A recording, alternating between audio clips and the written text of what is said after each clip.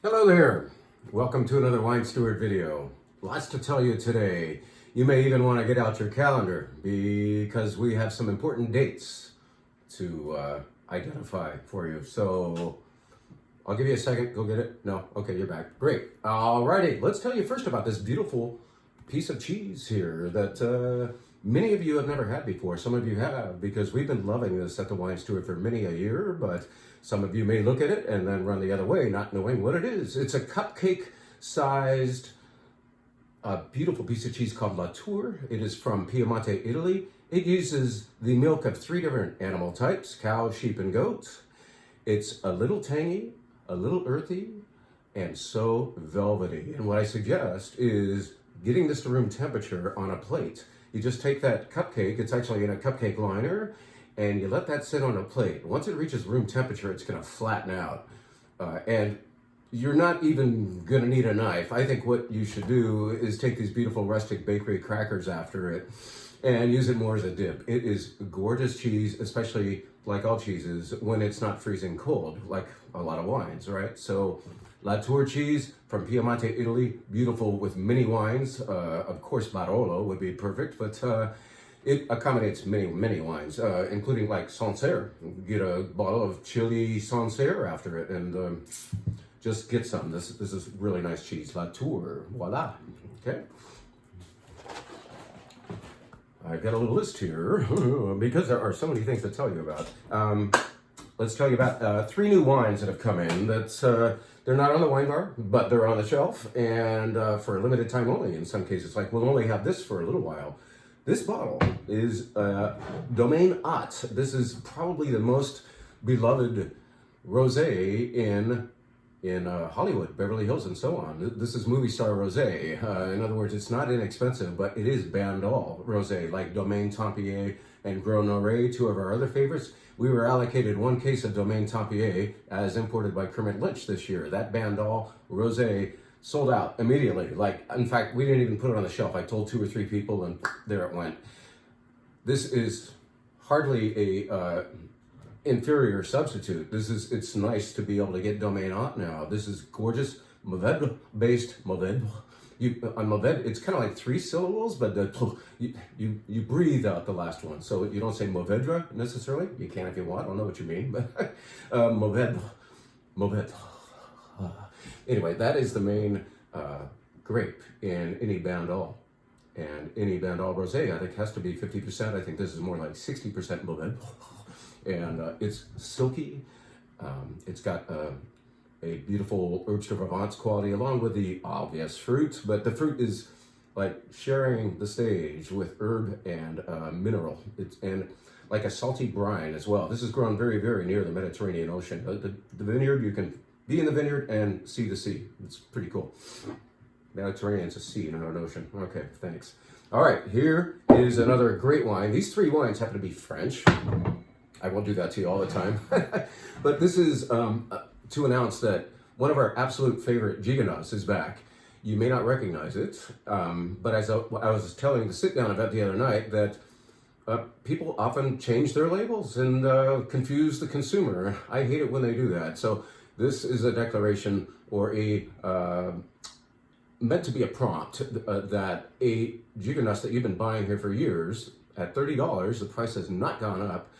This Chateau de Montmirail is simply looking a little bit different now. This is Grenache-based wine. This is 70% Grenache, along with, I believe, 20% Syrah and 10% Mourvedre. And it is done entirely in concrete vat. Those wines have such beautiful fruit. Those grapes exhibit such beautiful fruit that no barrel is needed to enhance. It is just pure, beautiful fruit with the structure of Gigondas. Gigondas of all the villages in the southern round seems to have a little more teeth to it, a little more vertebrae structure, whatever you want to call it. Good nerve. How about that? And this is a beauty. This is the 2020, and I am grateful that the 2020 is now here, because some of us Rhone lovers have said about like 16 and 19, those 2 vintages, man, they were over the top. They're delicious, they're sexy as hell, but a wine that you can drink glasses and glasses of is often a wine that's just a little more nervous and smaller. This is not light by any means, but it is more deft and elegant than its 2019 counterpart. So Gigondas is back. Chateau de Montmirail, get in on that. It is $29.99 and $26.99 for you wine club members. Beloved wine club members, get 10% off on that. How about that? French wine number 3. I didn't know if I could tell you about this because we showed it at the event last night, 2 nights ago. And with that debut, I had only so much. I grabbed all I could get of this beautiful Premier Cru Chablis. And I've gotten the orders in. They were very nice orders from the people who attended the other evening. And now I'm here to tell you that we have a little bit left. So Lamlan is the name of the producer, Lamlan. And it is from, of course, Chablis, the northernmost part of Burgundy, France. And it's made of 100% Chardonnay. And it is unlike any Chardonnay that you'll ever have from California. Instead of being buttery, oaky, it is lean and minerally, it's vibrant. It is grown in what was prehistorically ocean bed, seafloor. So there you have what's called Kimmeridgian limestone here. You see rocks throughout the vineyards that are filled with little tiny oyster shells, fossilized oysters. And some people believe they can detect the brine of the ancient ocean in a great Chablis. It certainly happens here. We won. This is what many Premier Cru Chablis cannot do these days. It maintains nerve. Like the 2020s, they kind of lost their nerve. But this 2022, it is Chablis. And it is great Premier Cru Chablis. The other thing it does that many others cannot is provides a pretty darn decent price for the Premier Cru level. There's a pyramid of quality levels here, as there are in other wine regions, like you've got Côte d'Aron, and then Côte d'Aron Village, and then the villages start to be named at the next level, and then you've got Chateauneuf the top, pop at the top. Well, here in Chablis, you've got Petit Chablis, and then you've got Chablis, or AOC Chablis, we sometimes say, and then above that is Premier Cru, voila, and then you've got Grand Cru, the top. I believe the best value happens at Chablis and Premier Cru. Grand Cru, I think you're spending a lot of money for just a little bit better. And the question will sometimes be, is it actually better? This is the sweet spot. This is beautiful Premier Cru Chablis for a price that doesn't happen all that often anymore. I think we have it at, yes, $44.99. You wine club members get it almost under 30 and under 40. Don't get that excited. And we only have it for a little while. If you love great white Burgundy and you appreciate the pristineness of Chablis and the value that I'm talking about here, those who know will say, yeah, that's a decent price these days. That's actually a very good price these days for good Premier Cru Chablis. Voila. Okay? I got to stop saying voila because we are now moving on to a non-French subject, which is what? Something Italian. Okay, calendar time. Get your pen going. Next Tuesday, I don't even know the date, but next Tuesday of next week, at about 5 o'clock until about 7 or 7:30, we are going to have a pop-up happy hour, speakeasy, whatever you want to call it. We'll actually lock the door at 6, but we'll still let you attendees in after that. How about that?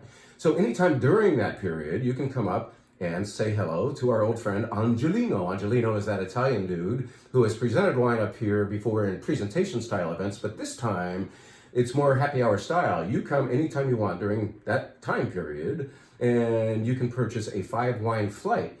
3 of the wines in the flight are Franciacorta. 2 other wines, red wines, are from the exact same region of Lombardy, and they will be red wines, whereas Franciacorta is what? It's Italy's answer to champagne. It's a Prosecco? No, it's better. It's more important, more dignified sparkling wine because it is fermented twice, of course, just like Prosecco, but second fermentation occurs in bottle, a la champagne.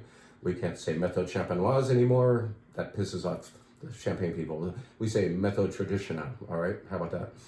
Anyway, Angelino is coming on Tuesday. I will tell you more about that in an email, all right? That's coming.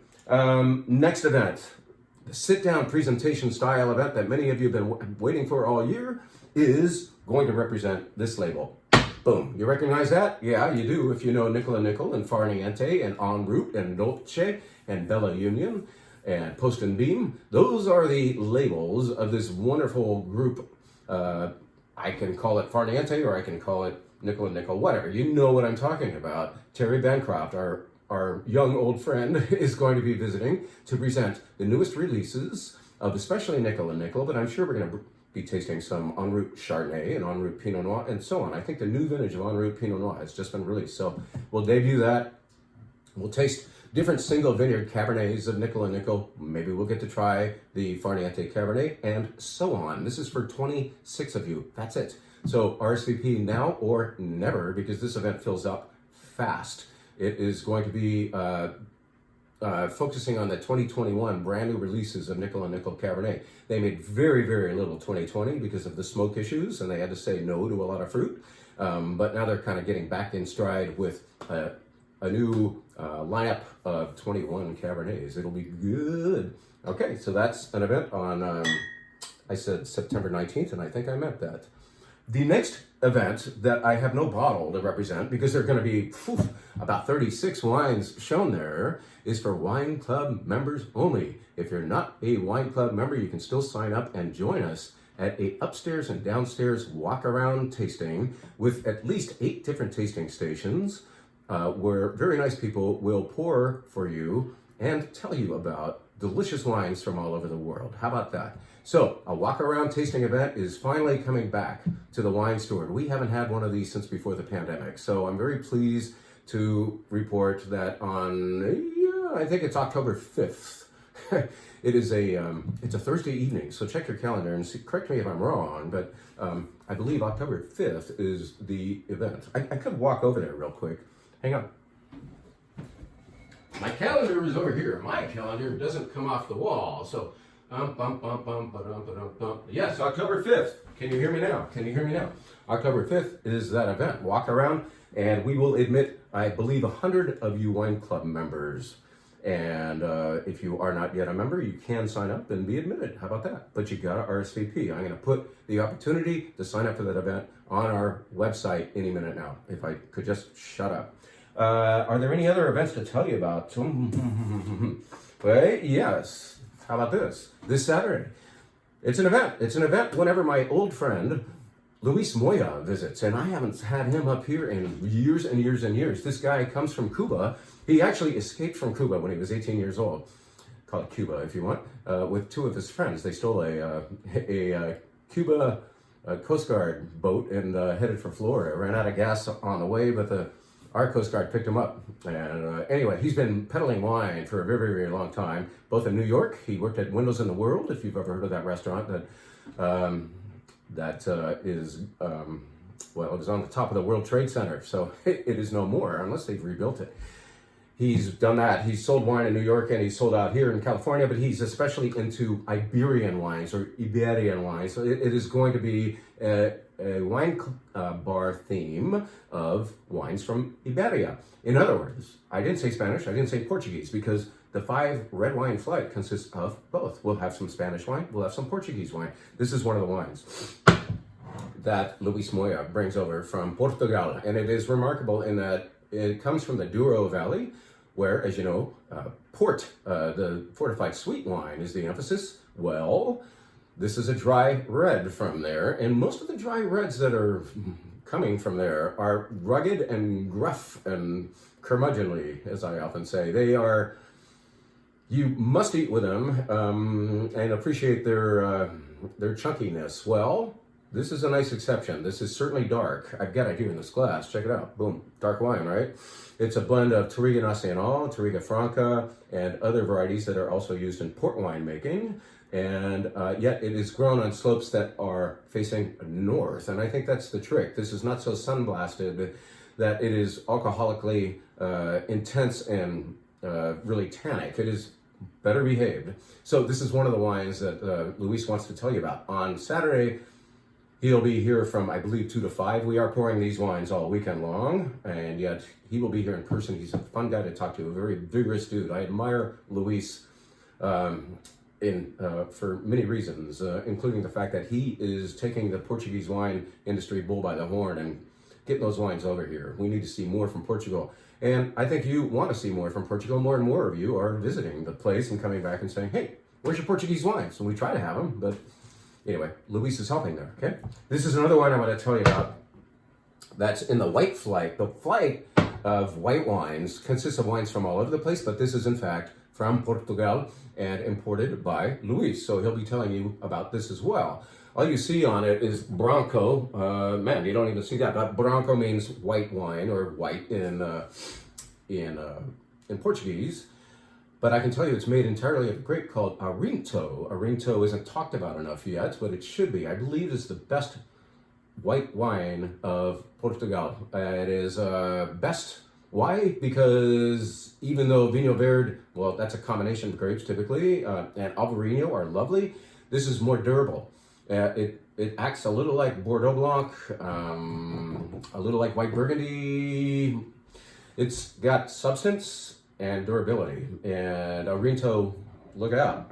Just get one wine name into your head at a time. While you're tasting it, memorize it. Don't try to understand everything at first. It's just like collect data slowly, especially when it's wine data, and you won't get confused. And you won't forget, I think, especially if you taste it, it imprints it, okay? Arinto from Alentejo. That's from the land of corks, where in southern Portugal, most of the world's corks come from, okay? What else can we tell you about? Spirits, how about that? I want to remind you once again that we are selling spirits, yes. And here's one that we brought on board. I'm typically scared of grappa. Grappa can be very coarse in its finish, very hot. Some people equate it with rocket fuel. And yet this one is more gentle.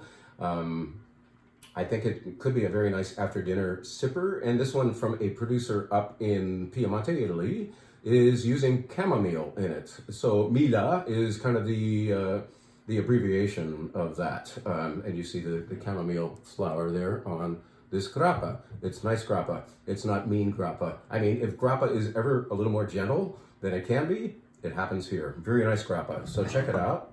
Mila from a producer called, I'm still getting these names down, Marolo. Marolo? Wow, that rhymes with Barolo. How about that? And then you've got this. A long time ago, I got to go to Spain with an importer named Patrick Mata of,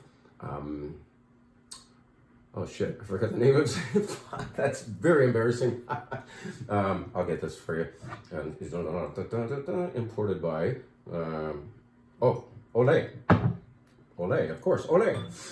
That's embarrassing. I would have known that before the video started. But anyway, Patrick's a cool dude. And even though that trip was back in 2010, he's had a way of reminding us of how fun that was by every few years coming out here doing an event or sending us something to remind us of how beautiful Spanish wine is. Well, one time, remarkably, in a box I got delivered to me, this, and it is not wine. And we, at the time, did not have a spirits license, but it was a gift. And so he didn't know it, but I actually really like gin. And I thought, this is cool because this is from Galicia, northwest Spain, where they make what grape, especially? What is the white grape for which Galicia is especially known, especially in that little area called Rías Baixas? Albarino, right? Excuse me. This is a wine distillate, and it uses also some Albarino wine in it.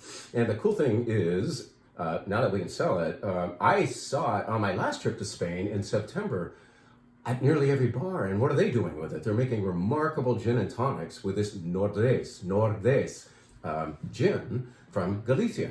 And you can do it straight, you can do it in a martini. It's very delicate and fragrant. The juniper quality is very like in the background, if it's even detectable. It's more about white fruits. I think what they really wanted to do was imply the spirit of the Albarino wine. In that Albarino wine shows you lots of citrus and white stone fruit. So that's what this exhibits. It's beautiful, beautiful Spanish gin at the wine steward, with the gin steward, whatever. I have, yes, one more thing to tell you. One more thing, and then I will release you. Our daughter, Mary Denham, is doing a Kickstarter program right now. It lasts for, I think, another 17 or so days. I'm pleased to report that she is past halfway on her way to the $25,000 goal. If she hits $25,000, she gets to keep that money. If she doesn't get any of it. So, I told you about it last week, but you can go to bloomsend.com and hear more. But this is about our kid upgrading or evolving into another level of her baking business. So, take a look at that. She said 16 grand, needs to get to 25. So, I apologize for that. Coming over a cold. We will appreciate it, her parents and she, if you will support that worthy cause. I think it's worthy. Anybody who makes croissants that good should be motivated. Thank you very much. See you soon.